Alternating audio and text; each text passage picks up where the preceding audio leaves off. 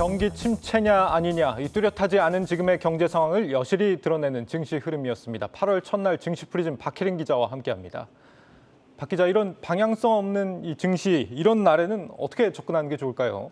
네, 최근 시장은 특별한 주도주가 없는 상황인데요. 오늘 교육주나 조선주가 그렇듯 뉴스가 나왔을 때만 업종별로 빠른 순환매 장세가 이어지고 있는데 사실 개인 투자자들이 이걸 따라가기는 사실 쉽지 않습니다. 그렇죠. 그만큼 투자자들이 방향성을 찾지 못하고 있는 시기에 전문가들은 진흙 속의 진주를 찾으라고 조언하고 있습니다. 진흙 속의 진주요? 네. 진주도 여러 가지가 있을 것 같은데 오늘 찾아야 되는 진주 어떤 겁니까? 네, 최근 증권가에서는 투자 의견을 중립에서 매수로 상향 조정하는 종목들을 눈여겨보라는 겁니다. 지난 한 달간 증권가에서 눈높이를 상향 조정한 종목들을 모두 정리해 보니까요.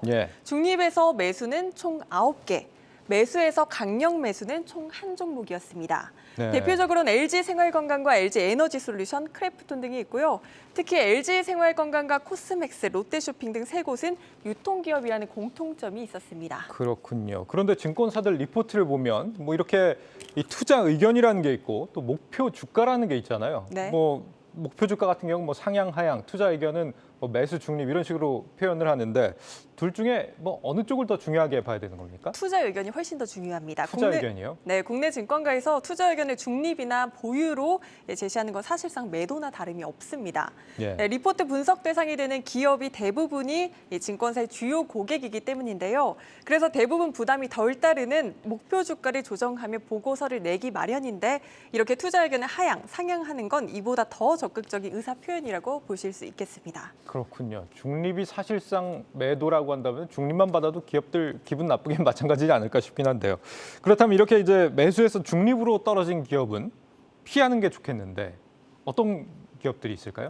네, 주요 증권사들 기준으로 살펴보면요. SK바이오사이언스와 SKIT가 대표적입니다. 또 한온시스템과 현대위아, 펄어비스, NH투자증권, 롯데하이마트 등 총 8종목입니다. 여기서 주목해야 할 포인트가 두 가지 있는데요. 먼저 현대위아입니다. 현대위아 앞서 보여드린 상향 조정표에서도 보셨던 거 혹시 기억하십니까? 아, 그래요? 같은 종목인데 뭐 상향을 얘기하는 것도 있고 하향을 얘기하는 것도 있고 뭐 증권사마다 좀 다르다 이런 건가요? 네, 시기별로 조금 달랐습니다. 한국투자증권은 지난 14일 2분기 현대위아 영업이익이 시장 기대치를 34% 밑돌 것이라고 분석하며 투자 의견을 하향 조정했습니다. 변동비가 커지는 데다가 현대차와 기아의 자동차 판매가 예상보다 줄며 고정비 부담도 분산이 잘 되지 않았다고 분석을 한 건데요. 예. 이때 제시한 영업이익이 예상 영업이익이 286억 원이었는데 실제 지난 26일 2분기 실적을 열어보니까 연결 기준 영업이익이 무려 531억 원이나 나왔습니다. 평균 전망치보다도 훨씬 더 잘 나온 건데요. 이에 따라 증권사들 목표 주가 줄줄이 상향 조정했고 신영증권은 투자 의견을 중립에서 매수로 상향 조정했습니다. 예상 밖의 실적에 증권사의 눈높이가 확 달라진 대표적인 종목이라 투심도 크게 개선됐습니다. 네, 한투 입장에선 머쓱했겠습니다. 나중에라도 뭐 의견을 바꾸거나 하진 않았고요. 네, 또 손바닥 뒤집듯 바로 뒤집지는 못했고요. 실적 발표 직후 보고서 다시 냈는데 실적 개선은 지속되지만 밸류에이션 매력은 제한적이라며 투자 의견은 중립을 그대로 유지하긴 했습니다. 네, 재밌네요. 또 하나 눈여겨볼 점은 어떤 게 있을까요? 네, 앞서 상향 조정된 종목들을 보면 거의 절반을 유통주가 차지를 했습니다. 이 중에서도 투자 의견이 상향 조정된 리포트가 가장 많이 나온 것이 LG생활건강이었습니다. 한편 화장품 빅2 기업인 아모레퍼시픽은 투자 의견 하향 종목에 이렇게 이름을 올렸습니다. LG생활건강과 아모레퍼시픽 중국 봉쇄 조치 여파로 2분기 둘 다 부진한 실적을 거뒀는데 이 둘을 바라보는 증권가의 시각은 크게 엇갈리고 있는 겁니다. 화장품주 하면 흔히 떠올리는 두 곳인데 평가가 갈렸다. 어째서입니까?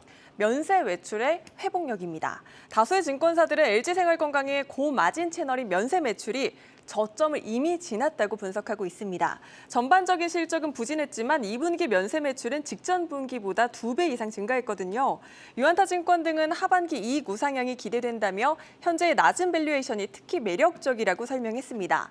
반면 아모레퍼시픽은 이렇게 면세 매출 회복세가 가파르지 않았고 또 설화수 등 주요 채널과 브랜드 역성장이 이어질 것으로 예상되며 이렇게 투심이 얼어붙고 있는 상황입니다. 투자 의견을 하향 조정한 다올투자증권은 심지어 목표 주가를 현재 주가보다 더 낮은 수준으로 제시를 하기도 했습니다. 이렇게 최근과 같이 주도주가 부재하고 시장이 방향성을 찾지 못하는 시기에는 증권가의 눈높이가 크게 상향된 종목에 주목하라는 조언이 나오고 있습니다. 네, 증시 프리즘 박혜린 기자였습니다.